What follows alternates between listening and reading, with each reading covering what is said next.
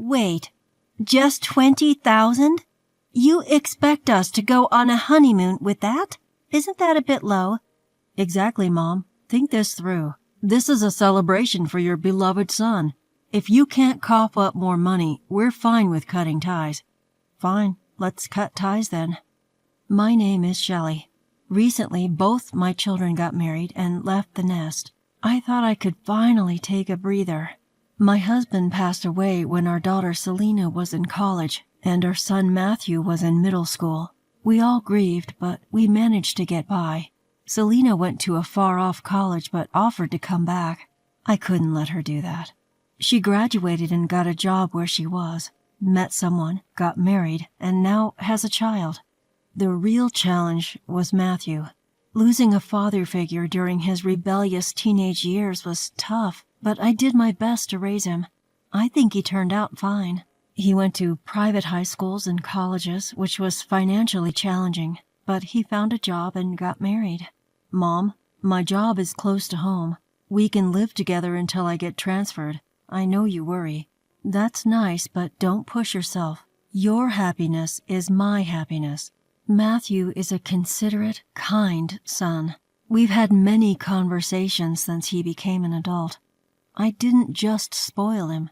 I taught him chores. He's my pride and joy. I'm sure he'll be a supportive husband. I'm content if I can see Selena and Matthew once in a while. Their happiness is what matters most. When kids get married, there's not much parents can do. Interfering would make me an annoying mother-in-law. Times have changed. We can't be too involved in our children's marriages. True, it's sad but necessary. That's what I discuss with my friends. So I try not to interfere too much with Selena and Matthew. But a parent's heart wants to help. So I gave Selena $20,000 as a wedding gift and another $20,000 for her honeymoon. Mom, are you sure? You saved up too. You don't have to strain yourself. It's fine. If you don't use it, save it. I've got my own savings. Thanks, Mom. I'll definitely repay this kindness. Selena was grateful and brought back souvenirs from her honeymoon. When she gave them to me, she told me about her travels. I was happy and wanted to do the same for Matthew. So I planned to give him $20,000 for the wedding and another $20,000 for the honeymoon. Wait, this is it? It's not enough.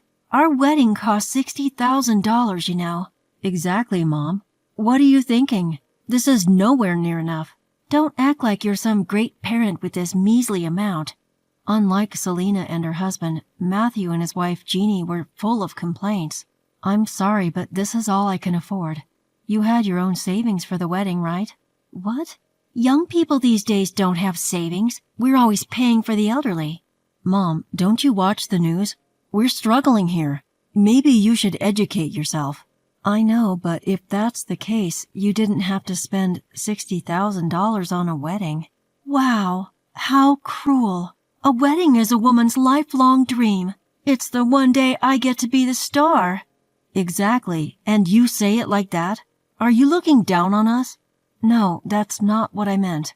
Jeannie starts to fake cry dramatically, and Matthew defends her. For some reason, they act as if I've said something terrible. So are you saying my parents should also contribute money? That's ridiculous. Why should the bride's parents have to struggle? Isn't it the groom's parents who should handle everything? Matthew has no savings. It's been tough for him. Are you exploiting him because you're a single mom? I've never done that. I haven't taken any money from him since he started working. I've never interfered with how he spends his money. If he has no savings, maybe he spent it on his hobbies? That's not true. I just ate out and went drinking with friends. That shouldn't deplete my salary. Exactly. Besides, you have all the latest appliances at home.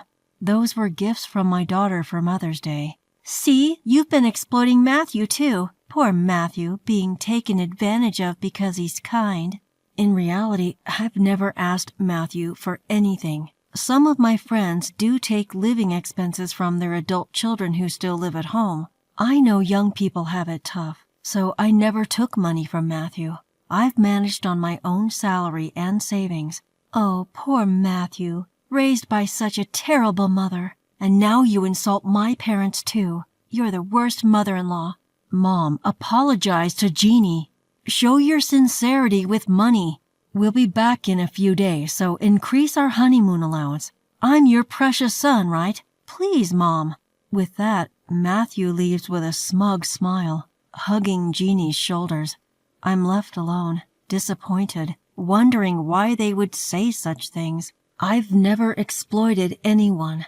I've given as much as I could afford and thought I'd done my best. Selena and her husband never complained. They even thanked me. I know some parents give more, but this is my limit. I thought I'd raised him well, but to be told all this. Just then, Selena calls to say she sent a package. I end up venting to her, and she says, Mom, Matthew's lost it. I knew he was sheltered, but he's gotten worse since dating Jeannie. You should free yourself, Mom. Her words clear the fog before my eyes. Matthew is an adult now. He is not a child I need to protect. There is no need to be spoiled anymore. A few days later, Matthew and Jeannie return. They sit across from me at the living room table, smirking. So you've had time to think. How much more are you giving us? Exactly. Our future relationship depends on this. Depending on the amount, we might even give you some hotel amenities. They clearly haven't reflected on their behavior. They must think I'll give them more money. So I calmly say, I understand how you feel, but I can't give you any more money. In fact, I've lost the desire to give you even the $20,000. What? Mom, what are you saying? That's fine. We can cut ties. All right. Let's cut ties then. They clearly didn't expect me to agree. They visibly panic. Just as they're about to say something, Selena comes out from the room behind me. I've been listening and you two are just awful. Why are you here, sis? Hi. Long time no see. Enough with that attitude. Aren't you grateful? Especially you, Matthew. Mom supported you through your rebellious phase, sent you to private schools, and even let you live at home as an adult. What's with your attitude? But she's my mom. That's her job. And I've seen online that other parents give more. Exactly. The groom's parents should do more. Otherwise, you won't even get to see your grandchildren. Well, Jeannie, I wouldn't want to see any child raised by people as unreasonable as you. What? Even if we have a child, you'd still feel that way? I wouldn't want to see a child raised by people like you. I prefer not to associate with strange people. That's rude. Let's go, Jeannie. There's no talking to these people. Our words seemed to fall on deaf ears. Matthew and Jeannie left, just like that. Selena and I look at each other and let out a deep sigh. Life was peaceful after that, until a few months later when Matthew called, crying. Mom, help me. I don't know what happened, but I'm out of money. I can't pay my bills and I'm getting notices for electricity and gas. I can't even pay rent. I'm going to get kicked out. Turns out they'd been spending their salaries however they pleased. It's not like I had any naive ideas that things would definitely work out. They had no idea how much it actually costs to live. When I lived at home, I never had to worry about this stuff. My house is big and Jeannie's is even bigger. We never had to think about money, so why is it a problem now in this tiny rental? Matthew, did you ever think about rent and other expenses? Did you consider how much of your salary goes to fixed costs? What? I never had to think about that at home. Why is it an issue now? Because I was paying for everything when you lived at home. You seriously never thought about this? Matthew sounded shocked. I couldn't help but feel drained. How could they not even know the basics of what it costs to live? You should know about rent and utilities even if you lived at home. Haven't you talked to friends who live on their own? I've told you many times not to waste electricity. I heard from friends, but I thought they were just poor. I thought the electricity thing was just a matter of discipline. What have you been listening to? I've talked about utility bills many times. I thought I was competent enough to earn without worrying about that stuff. Sure, Matthew went to top schools, and from what I heard, so did Jeannie. But they were only academically smart. That's why you don't understand the value of $20,000. Maybe I raised you wrong. That's it. What about the $20,000? If I had that, I could pay off all my overdue bills. Can you give it to me, Mom?